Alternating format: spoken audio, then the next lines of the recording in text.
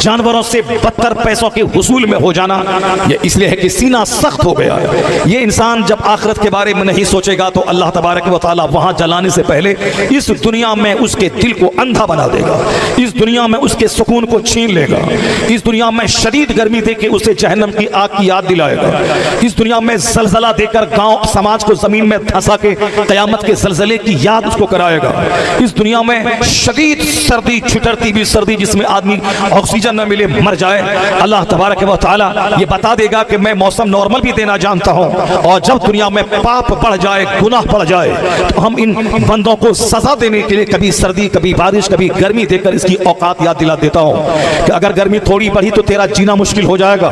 जिस तरह बगैर मछली के बगैर पानी के मछली तड़प तड़प कर मर जाती है, उसी तरह गर्मी अगर अभी 50 डिग्री सेल्सियस तक गर्मी पहुंची है बाज़ जगहों पे, अगर ये 60-70 डिग्री तक पहुंच जाए तो जीना इंसान का मुश्किल हो जाएगा। सारे लोग ऑक्सीजन के बगैर तड़प तड़प के मर जाएंगे और वो दिन आ जाएगा। ये ग्लोबल वार्मिंग जिसको वैज्ञानिक कहते हैं, ग्लोबल वार्मिंग यानी आलमी सतह पे तो टेम्परेचर दर्जे हरारत में इजाफा हो रहा है, बर्फ पिघल रही है, समंदर के पानी की सतह में इजाफा हो रहा है और फिर गर्मी शिद्दत की बढ़ रही है, ये जमीन रहने के काबिल नहीं रहेगी। इसलिए वैज्ञानिक अब वो आसमान का सफर करके चांद पे जमीन तलाश कर रहे हैं कि जब यह जमीन रहने के काबिल नहीं रहेगी, यानी जब टेम्परेचर इसका हाई हो जाएगा, 60-70 डिग्री सेल्सियस तक पहुंच जाएगा और इसमें बंदा रह नहीं पाएगा, तो इस दुनिया के आगे कोई और दुनिया है कहीं जिसको तलाश किया जाए ताकि जब यह दुनिया रहने के काबिल ना हो तो वहां घर बनाया जाए। इसलिए गाहे बगाहे कभी चांद पे जाने की का एक ड्रामा दुनिया के सामने आता है। ये और बात है कि सच्चाई किसी को मालूम नहीं है कि बंदा सूरज पे जा नहीं सकता।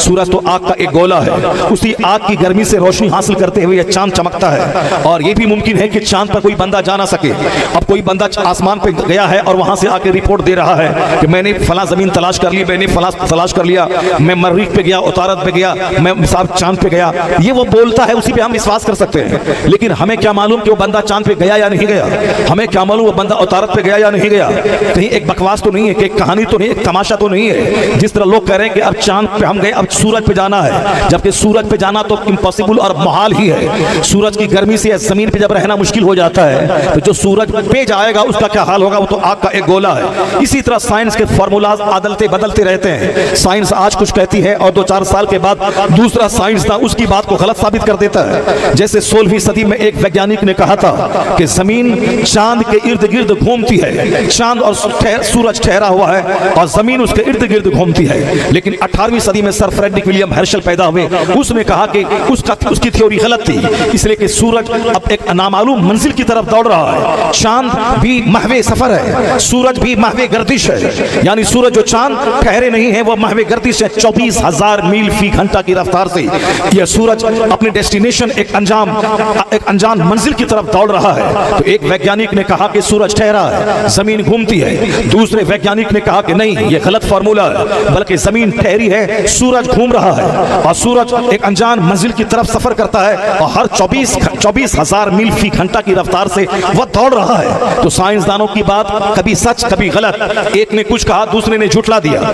मगर इस्लाम का जो कानून है, वो कानून जो कुरान की शक्ल में हमारे सामने मौजूद है, जो अल्लाह का कलाम है, उसमें एक लफ्ज की भी कोई तब्दीली कभी हो ही नहीं सकती, क्योंकि बंदे की फिक्र अदलती बदलती रहती है। अल्लाह का कलाम वो अनचेंजेबल है, अल्लाह तबारक व तआला की बात वो तब्दीली से पाक है। इसलिए कुरान ने जो कह दिया वो पत्थर की लकीर है। भले ही साइंसदान आज उस बात को ना माने, लेकिन एक वक्त आएगा कि उससे बड़ा साइंसदान कोई पैदा होगा और वह साबित कर देगा कि बंदों की तहकीक या कमजोरियों से भरी है और जो अल्लाह का कलाम है वह कलाम अनचेंजेबल है और वही कलाम सच है। जिस तरह दुनिया ने इस बात को देख लिया कि कोपरनिकस ने कहा कि सूरज ठहरा है, जमीन घूम रही है, सर फ्रेडरिक विलियम हर्शल ने कहा कि उसकी थ्योरी गलत है, बल्कि जमीन ठहरी है, सूरज महवे गर्दिश है। उसी तरह बहुत सारे लोगों ने कहा था कि हमल की मुद्दत 9 महीना है, लेकिन आज वैज्ञानिकों ने कहा कि हमल की मुद्दत 6 माह है। 6 महीने के बाद बच्चा पैदा हो सकता है, पैदा होने के मूड में मां के पेट में रहता है, यानी सर से लेके ब्रेन से लेके आंख, पेट, नाक, आंख, सारी बॉडी की तकमील 6 महीने की मुद्दत में हो जाती है और 6 महीने के बाद किसी भी वक्त में बच्चा पैदा हो सकता है, यह वैज्ञानिकों ने कहा आज। लेकिन आज से कुछ साल पहले, 50 साल पहले लोग कहते थे कि हमल की मुद्दत 9 महीना है, 9 महीने से पहले बच्चा पैदा हो नहीं सकता, अगर पैदा हो भी जाए तो इनकम्प्लीट बच्चा होगा, वो मर जाएगा। लेकिन कुरान शरीफ में इसके ताल्लुक से एक वाज़ेह बयान मौजूद है।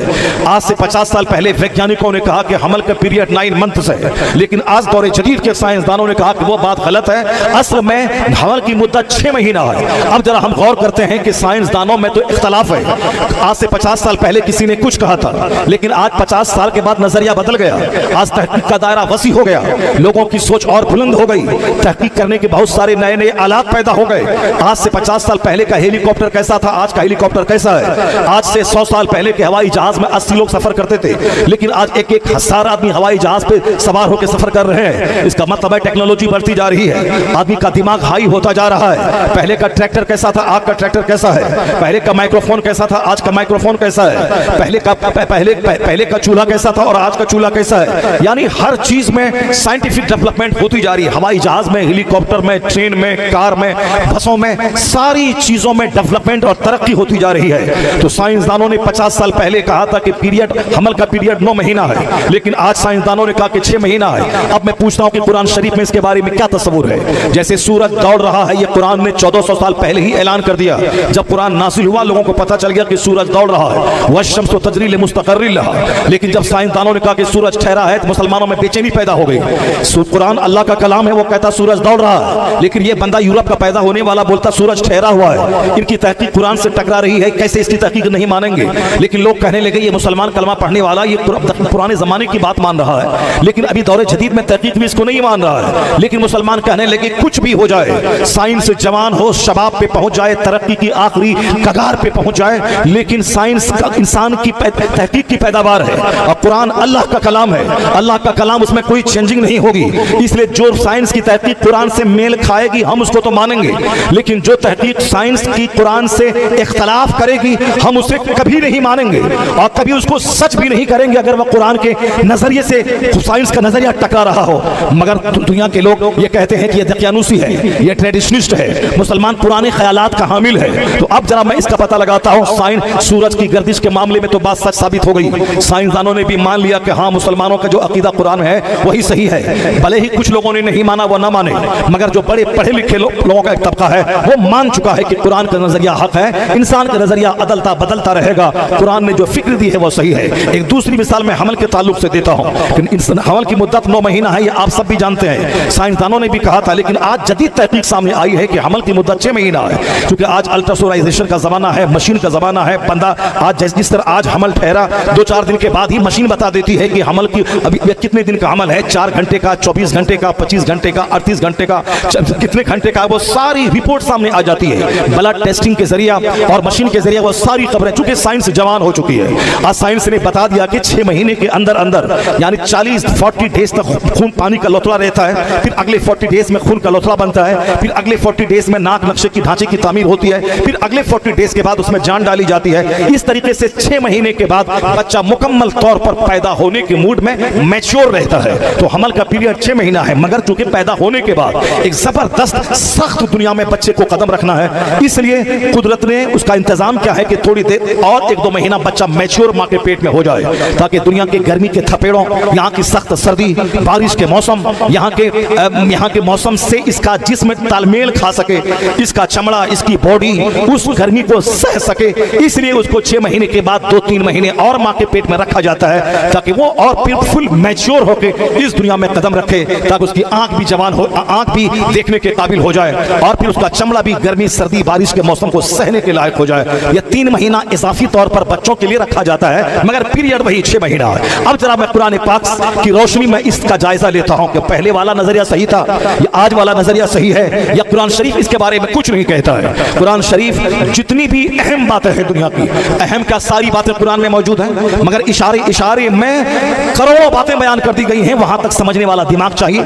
मौला हम लोग भी हम सूरह फातिहा पढ़ते हैं, लेकिन सूरह फातिहा में 7 आयतों को देखते हैं और वही सूरत मौला अली पढ़ते थे। मौला अली कहते हैं कि अगर मैं चाहूं तो सूरह फातिहा की 7 आयतों की तशरीह में, उसकी तफसीर में इतनी किताबें लिख दूं कि 70 ऊंटों की पीठ बोझल हो जाए।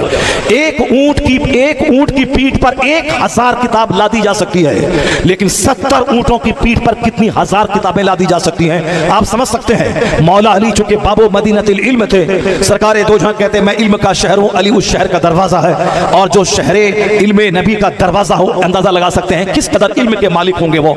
मौला अली बाबे फजल विलायत भी हैं, मौला अली बाबे शहर इल्म नबी भी हैं। मौला अली को अल्लाह ने बेपनाह बेशुमार कमालात से नवाजा अंदाजा है। लेकिन हर कमालात के बावजूद हमें यह हक नहीं है कि मैं ये कह दूं कि मौला अली सिद्दीक अकबर से अफजल है, मौला अली उस्मान गनी से अफजल है, मौला अली उमर फारूक से अफजल है। बहुत सारे लोग तारीख पढ़ पढ़ करके गलत और गढ़ी हुई मौजू, इंसानों की बनाई हुई रिवायत को देख करके वह सिद्दीक अकबर की शान घटाते हुए मौला अली की शान बढ़ाते हुए, यहाँ तक कि बुग़्ज़ और हसद में मौला अली की मोहब्बत में शैख़ैन करीमैन को गाली देने से भी नहीं रुकते। इसलिए कोई तारीख सिर्फ पढ़ेगा तो गुमराह होने का चांस है। इंसान की लिखी हुई किताब कोई पढ़ेगा तो उसके तबाह बर्बाद होने का इम्कान है। लेकिन जो कुरान पढ़ेगा और हदीस पढ़ेगा और कुरान हदीस को समझने वाले आइम्मे मुज्तहिदीन की जो रिवायतें पढ़ेगा वो कभी गुमराह ना होगा। और जो सिर्फ तारीख पढ़ेगा, हदीस से जो तारीख टकराए उस तारीख को चूल्हे में डाल दिया जाएगा। तारीख लिखने वाला आदमी है, आदमी गलती का पुतला है। इसलिए करबला की तारीख लिखने वाले अगर कोई हदीस कुरान से हटकर वो अपने दिमाग की पैदावार अगर किसी ने लिख दिया हो, उसको नहीं माना जाएगा, रद्दी की टोकरी में डाल दिया जाएगा। वो तारीख जो कुरान से न टकराए, वो तारीख जो हदीस से न टकराए, उस तारीख को तो माना जाएगा। अगर कोई हजरत अमीर मुआविया की शान में गुस्ताखी करता है और वह तारीख पढ़ने के बाद ये कहता है कि इसने ऐसा किया, उसने वैसा किया, तो चूंकि हदीस मौजूद है कि ला तसब्बु असहाबी, मेरे असहाब को गाली मत दे, हुजूर का आदेश है, तो हदीस की मौजूदगी में किसी भी जाहिल मौलवी या किसी जाहिल राइटर, अदीब और तारीख लिखने वाले मुवर्रिख की बात की कोई हैसियत नहीं मानी जाएगी। उसमें गलती का एहतमाल है, अकीदत में किसी ने गुलू किया है, या हुब्बे अली नहीं बल्कि बुग़्ज़े मुआविया है जिसने बेशुमार बातों को लिख दिया है। मौला अली की वही मोहब्बत सच्ची मोहब्बत है जो कुरान हदीस के फरमान के मुताबिक हो, और जो कुरान हदीस से फरमान से टकराए वो मोहब्बत नहीं बल्कि गुमराही है। ये बात दुरुस्त है कि जिस तरह सरकार दो जहां सारे पैगंबरों के सरदार हैं, अफज़लुल अंबिया वल मुरसलीन मुस्तफ़ा की जात है, उसी तरह ये भी मुसल्लमा हकीकत है कुरान और हदीस की रोशनी में कि नबियों के बाद तमाम इंसानों में सबसे अफजल जात सिद्दीक़ अकबर की जात गिरामी है। वो अफज़लुल बशर बादल अंबिया है, नबियों के बाद सबसे अफजल जात वह सिद्दीक़ अकबर की है। हिंदुस्तान में चूंकि राफिजी और शियाओं की हुकूमत रही है बहुत दिनों तक, इसलिए इन राफिजियों ने काले कपड़े पहनना, मातम करना, अखाड़ा ले जाना, ताजिया बनाना, इमाम बाड़ा बनाना, सारे लोगों को वहां लाके फातिहा पढ़ना, मरसिया गाना, मरसिया लगाना, पैक बांधना, घुंघरू बांधना, साहब ये 70 ताबूत बांधना, मसनूई और फर्जी जंगली करबला बनाना, उस करबले को मैदान करबला से तस्बीह देना, ये सारी खुराफात और जो जाहिलियत है ये राफिजियों और शियाओं ने अपने दौरे हुकूमत में इसको कायम किया है। इसलिए मुरफ़्फ़जा ताज़ियादारी जिसमें दुलदुल है, जिसमें बुलबुल है, जिसमें घोड़े की सवारी हमारे बुजुर्गों ने इसे हराम और हराम कहा है, वो ताज़ियादारी मुरफ़्फ़जा ताज़ियादारी जो नमाज रोज़े हज और ज़कात से बढ़कर जिसको लोगों ने मान लिया है, और एक अगर वो उसमें कुछ चीज़ें अच्छी हैं भी तो सिर्फ एक नफल चीज़ें हैं, कोई फ़र्ज और वाजिब है नहीं, मगर उस नफल का चेहरा इस कदर बिगाड़ दिया गया। आज लोग नमाज के बारे में कोई बहस नहीं, मस्जिद की सजावट और मस्जिद के वजू खाने के बारे में कोई बहस नहीं, और सारी बहसें फर्जी इमाम बाड़ा के ताल्लुक से है, सारी बहसें फर्जी अखाड़ा के ताल्लुक से है। वो अखाड़ा जो गैर मुस्लिम निकालता है, हमारा अखाड़ा उसी अखाड़े से मेल खाता है। वो गैर मुस्लिम जो फर्जी मेला लगाता है, हमारा मेला भी उसी मेला से उसके मेले से मेल खाता है। गैर मुस्लिम को हमारे रोजे से तकलीफ है, हम रेलवे स्टेशन पे नमाज पढ़ते हैं, उनको तकलीफ होती है, लेकिन उस रेलवे स्टेशन पे कोई ज़िना करता है, चुमा चाटी करता है, कोई बोलने वाला नहीं है, वह पुलिस वाला नहीं बोलता है कि प्लेटफॉर्म है या तो तवाइफ का कोठा नहीं है। लेकिन मैं अगर नमाज पढ़ता हूं तो मुझसे कहा जाता है कि यह मस्जिद नहीं है, प्लेटफॉर्म है। किस कदर सोच गंदी हो गई कि मैं नमाज पढ़ूं तो बोलता है प्लेटफॉर्म है, मस्जिद नहीं है, लेकिन कोई बैठकर शराब पिए, साहब चुमा चाटी करे तो वहां नहीं बोला जाता है प्लेटफॉर्म है, और फिर ये साहब तवाइफ का कोठा नहीं है, नहीं बोलते लोग। चूंकि ये नमाज रोजे हज और ज़कात से खुश नहीं होते, मगर मुहर्रम के ताज़िया और अखाड़े से क्यों खुश होते हैं? इसलिए कि हमारा काम उनके काम से मेल खाता है। वो भी हाथों से कोई शक्ल बनाता है, उसको घुमाता है, फिर ले जाके उन्होंने वो नदी में डाल देता है और उसके सामने नाचता और गाता है, उसको घुमा के 2-4 पैसे कमाता है। नमाज तो आला किस्म की इबादत है, ये नमाज उससे मेल नहीं खाती। रोजा तो आला किस्म की इबादत है, जिस रोजे में purification of heart, purification of mind, purification of brain होता है। ये रोजा हमें बीमारी से भी दूर करता है, ये रोजा हमें सेहत भी देता है, ये रोजा हमें गुर्बत का एहसास दिलाता है, ये रोजा हमें सिंपैथेटिक माइंडेड बनाता है, ये रोजा हमें गुर्बत गरीब परवरी सिखाता है, ये रोजा हमें पेशेंस और सेल्फ कंट्रोल और अपने गुस्से और अपने जज्बात पे काबू सिखाता है। ये रोजे में करोड़ों खूबियां मौजूद है जो हमारी पर्सनैलिटी बिल्डिंग, हमारी शख्सियत साजी, एक अच्छा इंसान बनाने में बड़ा जबरदस्त रोल नमाज और रोजे का है। आदमी वो नहीं है जो पैदा हो, खाए पिए और मर जाए, आदमी वो है जो जीने का सलीका सीखे।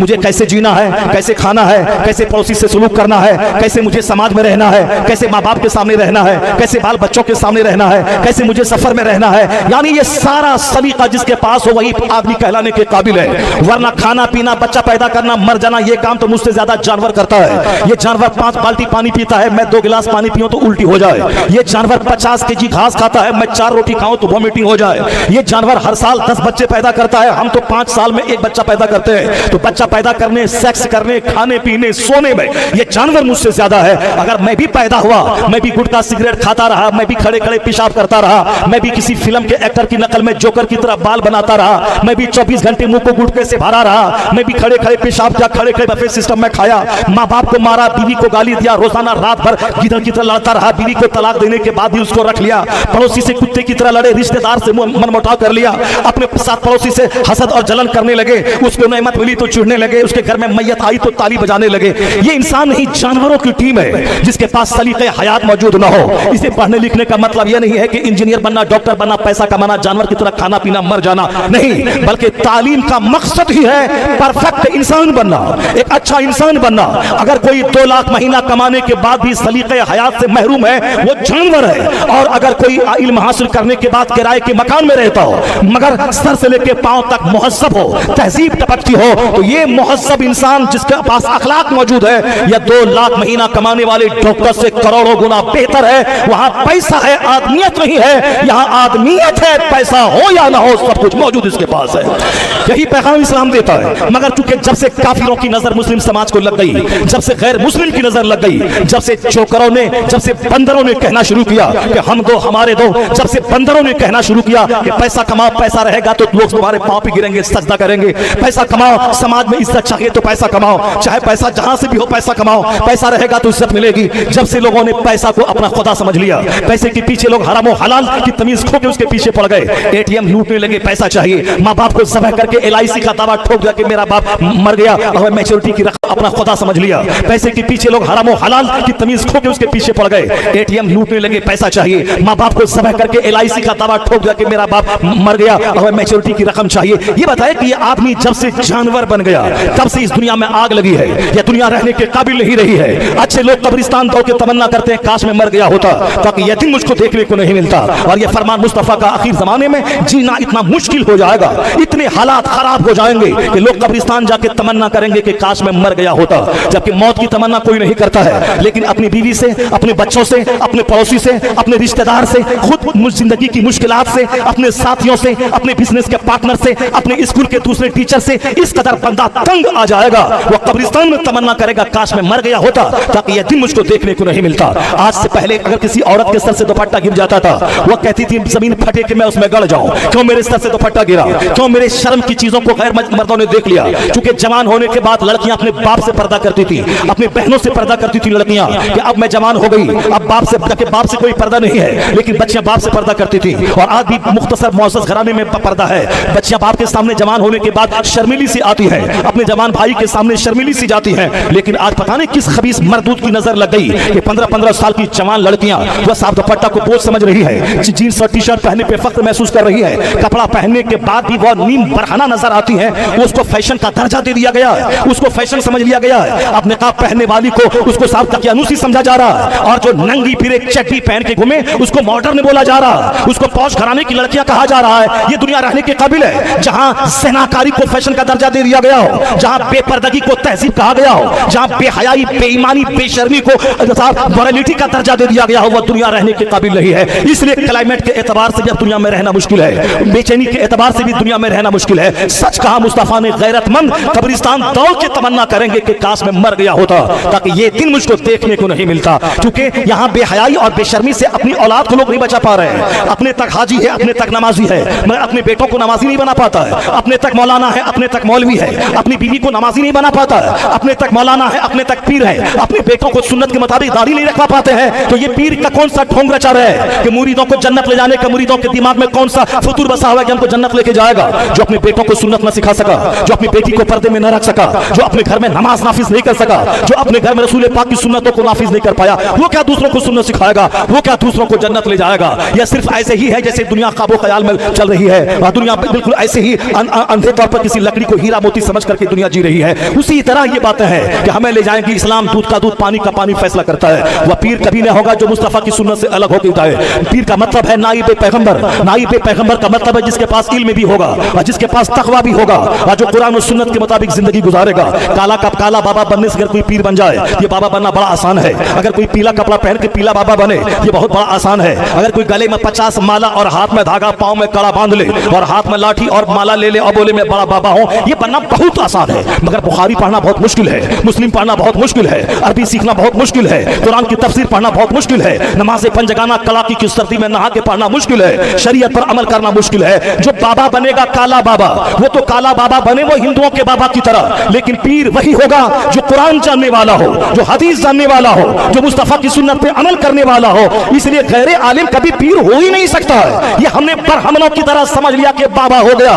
इसलिए हमारे समाज में बेशुमार मसले खड़े हो गए। इतना जान लेके कोई अगर पीर नहीं मिले दुनिया में बाअमल मुत्तकी परहेजगार आलिम जो मुझे मुझे मुझे ततहीर कल्ब का सामान दे सके, उस जमाने में किसी के हाथ पे हाथ ना दे। बुजुर्गों ने कहा है कि तू आंख बंद कर ले और अपने आप को कह ले कि मैं गौसे आजम का मुरीद हूं, और तू कह दे कि मैं सारे पैगंबरों के सरदार मोहम्मद अरबी अलैहिस्सलाम का मुरीद हो। तो जब तू मुस्तफा का मुरीद हो गया, गौसे आजम का मुरीद हो गया, तो फिर गौसे आजम के तरीके पे अमल कर, सारा फैज मदीना और बगदाद से तुझको मिलता चला जाएगा। ये जाहिल और झंखाड़ के चक्कर में तुमने अब आलिमों से बगावत मोल ले ली। तुमने इन जाहिलों के चक्कर में उलमा की ताज़ीम फर्ज थी, तुमने इसकी तौहीन कर दी। तुमने मस्जिद के इमाम को जलील समझ लिया। तुमने किस पीर झाड़ झंखाड़ के चक्कर में तुमने आलिमों की गुस्ताखी का वबाल तुमने मोल ले लिया। जबकि आलिम तेरा पीर हो या ना हो, अगर कोई मस्जिद का इमाम है आलिम है, अगर कोई खतीब है आलिम है, दरसगाह में बैठकर तेरे बच्चों को कुरान पढ़ाता आलिम है, तो सिर्फ आलिम होने का मतलब वह नाइबे पैगंबर है। और नाइबे पैगंबर का मतलब वह वाजिबुत ताज़ीम है। अगर वह 18 साल का आलिम हो और कोई 80 साल का गैर आलिम हो, तो 80 साल के बूढ़े को चाहिए कि 18 साल जवान आलिम के पीछे पीछे चले, आगे ना चले।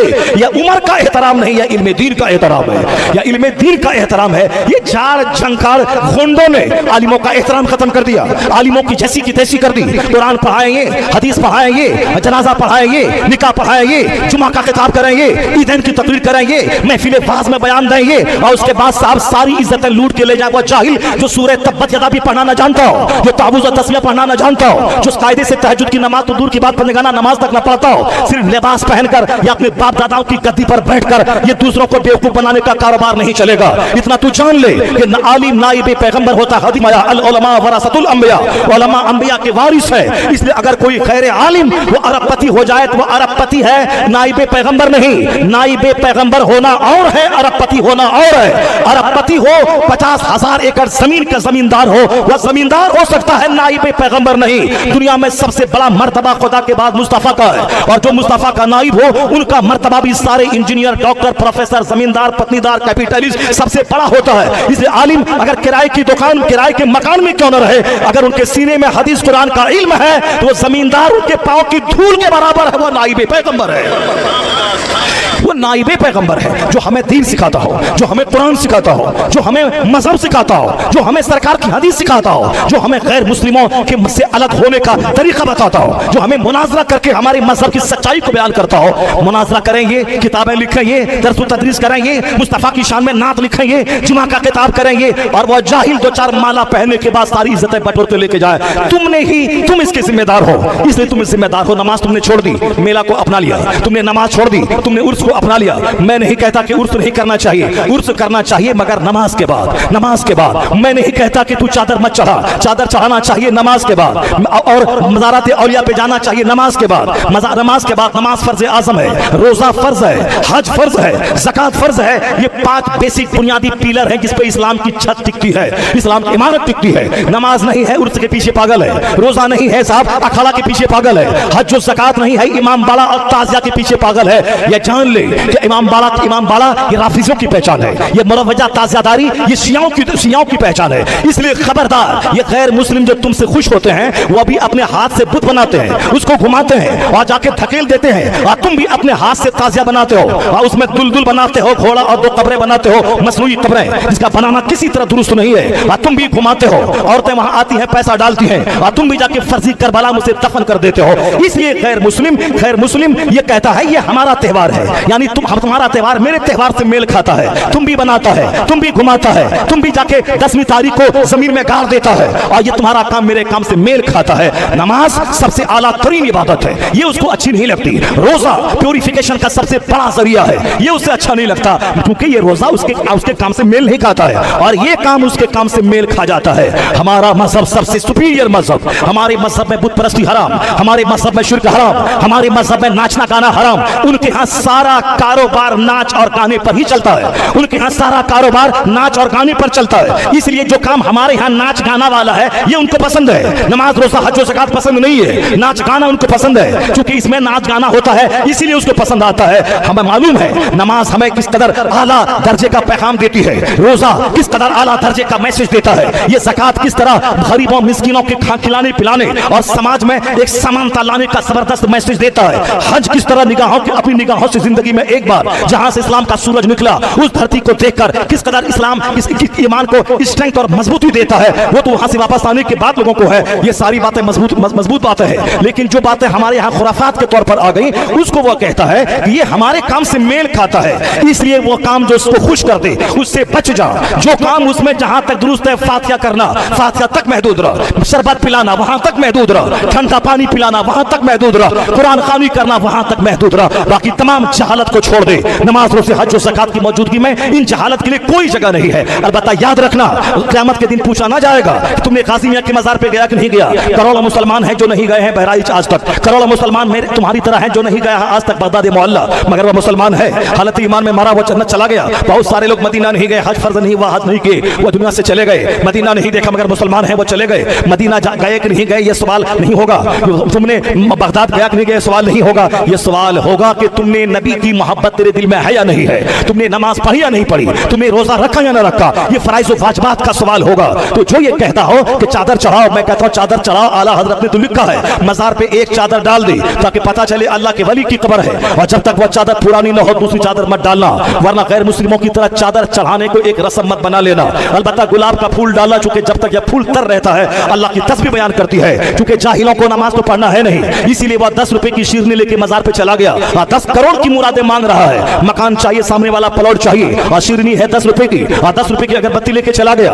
और साहब वो पाकीज़ा जगहों को वो अगरबत्ती जो गोबर से तामीर होती है, गोबर से बनाई जाती है, उस गोबर वाली अगरबत्ती से साहब पाट दिया, पूरे बहराइच गाजी मियां के मजार के आसपास उस गोबर वाली अगरबत्ती से पाट दिया। अगर लगाना है तो मुश्क लगा, लगाना है तो कस्तूरी लगा, अगर लगाना है तो गुलाब और खस लगा, वो सारी चीजें छोड़ के ये गोबर वाली अगरबत्ती से चारों तरफ पीट दिया। जो काम गैर मुस्लिम करते हैं वही काम तुम करना शुरू कर दिए। चादरों की बाढ़ लगा दी, साहब वहां कब्र का तवाफ करना हराम है, तुमने शुरू कर दिया, कब्र को सजदा करना हराम काम तुमने कर दिया। ये औरतें जब घर से चल के मजार पे हाजिरी देने की नीयत से चलती हैं तो जब तक आती हैं और जाएंगी तब तक अल्लाह के फरिश्तों की लानत में रहती हैं। फरिश्ते उस पर कर्ज देते हैं, लानत बरसाते हैं कि तू तबाह हो जा, तू बर्बाद हो जा। ये बताइए कि औरतें जब घर से निकल के मजार पे आती हैं और फरिश्ता उनके लिए बर्बादी की दुआ करे तो फिर वो आवाज कौन कर पाएगा। मगर फिर उसके बावजूद चूंकि हमारा सारा कारोबार इन औरतों से चलता है, इसलिए मौलाना होने के बाद भी मैं आंख बंद कर लेता हूं, क्योंकि अगर मैं शरीयत पे अमल करूं तो ये 5 पैसे कहां से आएंगे। इसीलिए जहां के लोग पढ़े लिखे लोग हैं वहां भी इस कारोबार को फरोग देते हैं ताकि औरतें ज्यादा आए, उनको ढेर दुनिया चाहिए, शौहर की लंबी उम्र चाहिए, खूबसूरत दामाद चाहिए, उसको जबरदस्त दुकान चाहिए, क्योंकि सारी तमन्नाएं औरतों के सीने में है। उसे जेवर भी चाहिए, ज़ाफ़रान भी चाहिए, उसे मकान भी चाहिए, शौहर की लंबी उम्र भी चाहिए।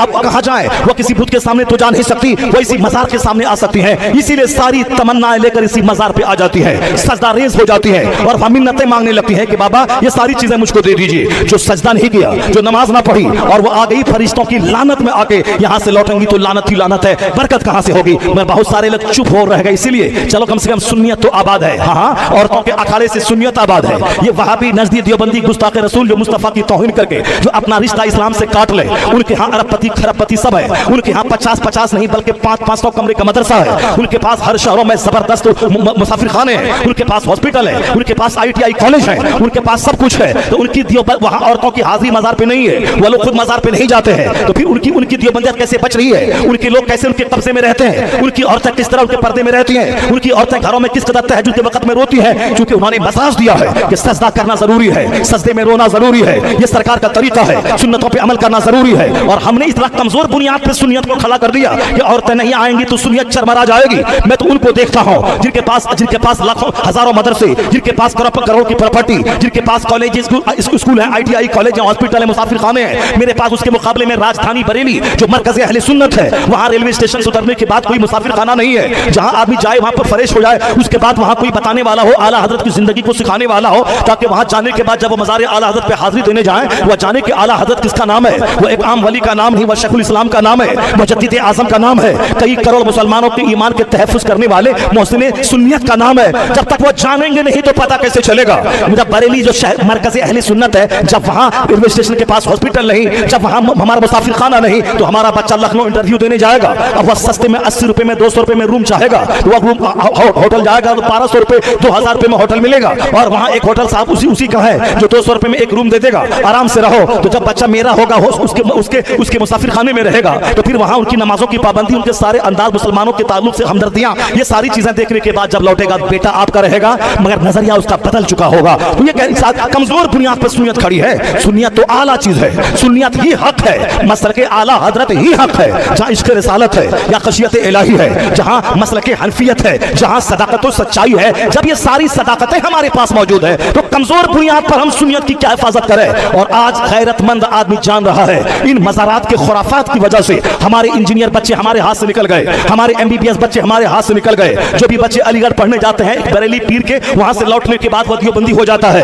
इसलिए कि वो कहता है कि नमाज में सैकड़ों जगहों पे नमाज का जिक्र आया है कुरान में, मगर नमाज है नहीं। और जबकि खुराफात में हमारा बाप आगे है। मेरे घर में जो पीर 25 साल से आ रहा है वो कभी नहीं बोला कि नमाज नहीं पढ़ोगे मैं तेरे घर में नहीं आऊंगा, लेकिन बोला कि फातिहा दिलाओ, वो बोला कि हाथ में धागा बांधो, मुराद की धागा जाके मजार पे बांध के आओ, या गारमी शरीफ में लंगर लुटाओ। यानी जो चीज अगर जायज है भी मुस्तहब है, नफल है, और जो फर्ज को छोड़ के नफल अदा करे। आला हजरत ने लिखा है कि 50 करोड़ की मस्जिद तामीर करना ये नफल है। ज़कात का 100 रुपया किसी पे निकल रहा हो या 100 रुपया निकालना फर्ज है, और जब तक यह फर्ज नहीं निकालेगा वह नफल मुअल्लक रहेगा। चूंकि ये फर्ज है वह नफल है। अगर कोई अपना हज ना करे, 50 मौलवी को हर साल हज करवाए, यह हज करवाना नफल है, अपना हज करना फर्ज है, और जब तक अपना ना करे नफल काम नहीं देगा। अपना रोजा रखना फर्ज है, 1000 आदमी को डेली इफ्तार करवाना नफल है, जब तक अपना फर्ज ना अदा करे उस वक्त तक कोई नफल कबूल न होगा। उसी तरह से फातिहा नफल है, मजार पे हाजिरी नफल है, ये मुहर्रम का किचड़ा नफल है, 12वीं का जुलूस नफल है, 11वीं का किचड़ा पे फातिहा देना नफल है, मुहर्रम में फातिहा दिलाना नफल है। और फर्ज छोड़कर कोई नफल अदा करेगा